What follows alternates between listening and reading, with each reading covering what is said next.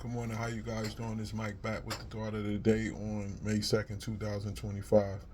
First, I want to give honor and praise to Elohim of Israel for giving me the strength and the wisdom to bring you this message.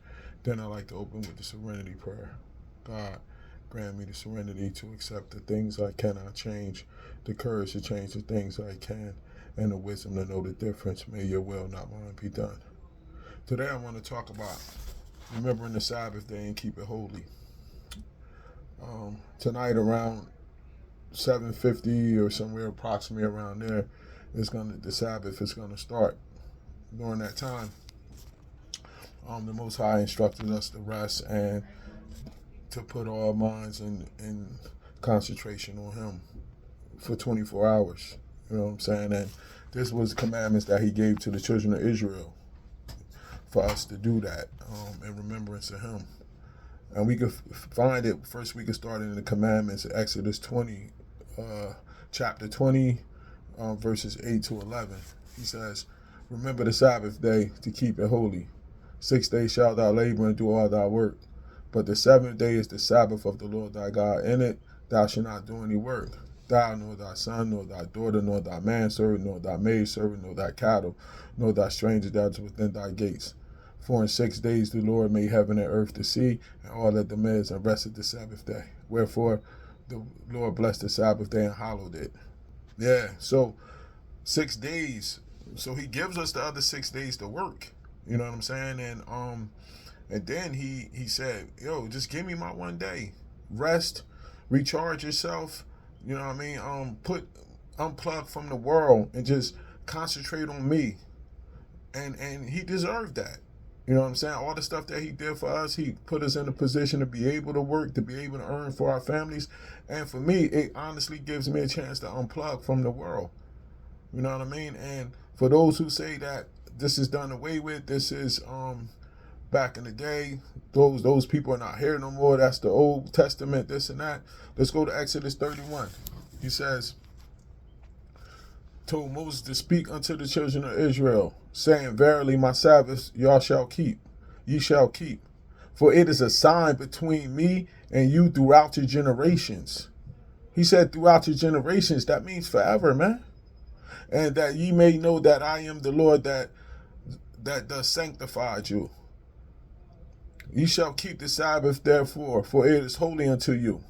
Everyone that defileth it shall surely be put to death. For whoever doeth any work therein, that soul shall be cut off from among his people. 6 days may work be done, but in the seventh is the Sabbath of rest, holy to the Most High. Whosoever doeth any work on the Sabbath day, he surely shall be put to death. Wherefore the children of Israel shall keep the Sabbath to observe the Sabbath throughout their generations, for a perpetual covenant." He's saying we have to keep it throughout our generations. Mean, as the generations go and go and go, we supposed to teach these customs to our children, and they teach it to their children, and they teach it to their children. And this is our sign between us and the Most High. It is a sign. It is a sign between me and the children of Israel forever. For in 6 days the Lord made the heaven and earth, and on the seventh day He rested and was refreshed. See, He took the time to even rest and get refreshed. You know what I'm saying? So why shouldn't we? And for those who say that, well, what did Christ do? Christ is the Sabbath. Christ kept the same customs. And we could go to Luke 4, verses 14 to 16.